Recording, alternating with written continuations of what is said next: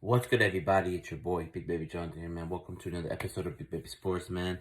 Lakers win a close one versus the Portland Trail Blazers. It was a good, tough battle. I like what we did defensively. Anthony Davis had 30 points, 14 rebounds, 3 blocks, 4 assists, 2 steals. He was engaged defensively, offensively. He was back to his own. He's starting to, last 3 games, he was averaging 29 points, 13 rebounds, and 2 blocks a game for the last 3 games. So that's good. He's starting to get back into his normal stuff, his rhythm. And he instead of hitting jumpers a lot, he grabbed the ball in the post and went to the basket, left hand, right hand. I liked what he did, from the defense standpoint. He anchored that defense. AD anchored the defense early, and I like that. When AD anchors the defense, it helps us out a lot. And we made timely defensive stops throughout the game, and I liked how AD contributed defensively with 4 blocks. I liked his hustle, his grit, his desire, tenacity, and also, too, shout out to Carmelo Anthony. 24 big points off the bench. I liked what he did. Got to his normal spots. He said after the game to Matt Trudell, he was talking about he goes to his spots that he's been working on throughout the whole summer and during the season. And he got to the low block, little face-up, jab step, pull-up jumper. He did that a lot. Transition threes. He got a couple rebounds. I liked what he did. I liked what also Alex Reeves did too. I just like this team's effort. I like this team's energy tonight. Like the energy, passion, hustle, grit, grind. I just liked what I saw from the team in general. I know Malik Monk struggled a little bit, but he did other things: defense, rebound, block shots. He had a little couple steals here and there. But overall, I just like the energy from our team. I know we're struggling shooting the ball, but AD and Carmelo Anthony and Dwight played only 13 minutes, but he grabbed 10 points and 5 rebounds. See, when you play Dwight Howard, he plays with that energy, hustle, grit, grind, and that passion and that desire to get rebounds. There's a play where Dwight Howard got 2 offensive rebounds, actually 3 offensive rebounds, got an and 1.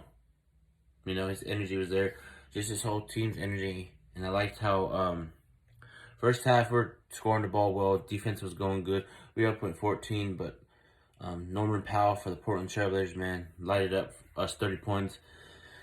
Am I surprised? No. So whenever the Lakers come on their schedule, teams like to gear up and play their best against us. Well, am I surprised Norman Powell got 30? No. Am I surprised CJ McCollum's getting off? No. You know what I mean? Am I surprised that Yusuf Nurkic was getting off? No, because they're very talented players. I like Nurkic's game. CJ McCollum's very talented. They got another talented shooting guard, Alfonso Simmons. He's really good on ball defense, shoot that mid-range layup. He's kind of getting them Portland back in the game, along with Norman Powell hit a couple threes. Robert Covington hit a couple big-time shots for Portland to get back in the ball game. It just in general, man, just Portland fought hard. They competed. They got back in the game. But AD and Carmelo Anthony took over because the first half we're at 14. And then we were down. Actually, Portland was down 2 at halftime, and then Portland started to take the lead. It was just back and forth game, And Russell Westbrook struggled, 3 for 12. He was talking about he's more poised of his game. Not rushing things, but he rushed a lot of things. And I saw this is why I'm upset at Westbrook, because he's pat stats. There was a play where I think Dwight was trying to get the rebound. Russell Westbrook goes all the way over there to try to grab it, and the ball goes out of bounds. If Dwight already has it, don't grab it. You know what I mean? So that's just letting me know Westbrook cares about his pat stats, like stats, his pats, whatever, stat padding, and it's just, I don't like that. If Dwight Howard has a rebound, let him get, and also he did the same thing with Anthony Davis tonight. I didn't like that. And I see AD and Russell Westbrook kind of going back and forth, getting mad at each other, but it's like, I understand why AD's upset too, and it's just, and it's just unfortunate. But yeah, I just like from also, just Malik Monk struggled shooting the ball, and a couple others, like Austin Reeves, he played great. He shot the ball not so good. Just the team kind of struggled in the shooting department, but we did other things: timely stops, defensive rebounds, offensive rebounds, block shots, points in the paint. Did okay. We got to do a better job of that. Portland, I believe, had, let me check here, 18 offensive rebounds. in the first half, and then they ended with 55 offensive rebounds. You know, let me double check that stat. Hold up. Yeah, we had 8. The Lakers had, Portland had, excuse me, 9 offensive rebounds in the first half. Second half, they ended up only with like 15. You know, and the Lakers had about kind of the same. So we need to do a better job of that. You know, and points to paint were good for us, but the Portland, you know, they didn't do that much. You know, I liked what we did in the second half defensively, offensively. Just Carmelo Anthony getting to a spot, pump fake, little jab step, fade away. You know, THT was there too. You know, he did his thing. Just his team did his thing in general tonight. You know, THT hit a couple jumpers, block shots, facilitate. You know, but Westbrook did attack the basket a lot. You know, in that second half. You know, a couple shots that were rimmed in and out, but it's okay. Just do better next time, Westbrook. Just do better. And +2, LeBron didn't play tonight.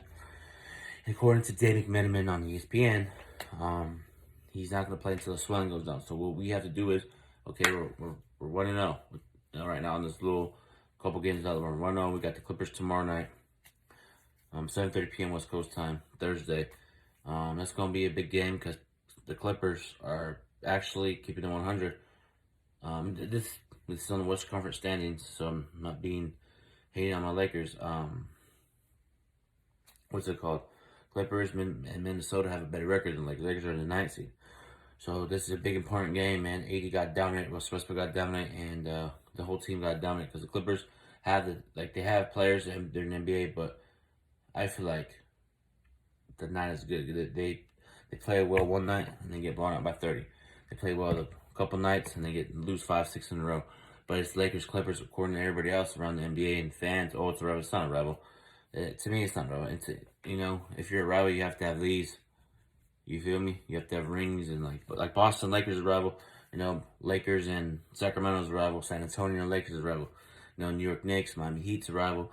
You got so many. You know, Indiana, Boston. You got so many rivals.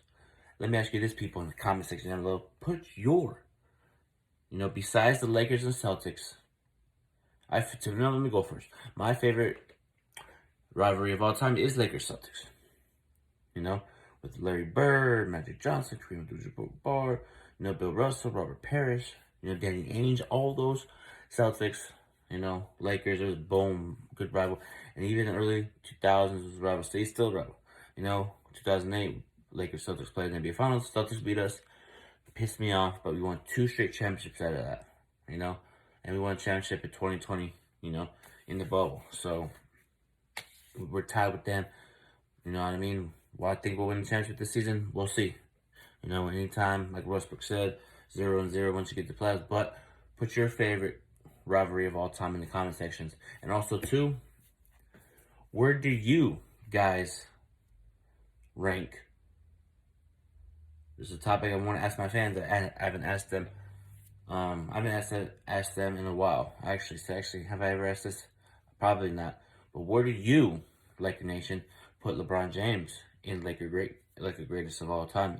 Where does he rank? Let me know in the comment section down below, Laker Nation. You know what I mean? But like I said, man, every time a Clippers Lakers rival, I don't see it as a rival until you win championships. You know, oh, they beat the Lakers a lot, but what have they done with that championship? So you know what I mean. And plus too, I want to get into the whole Jerry West getting his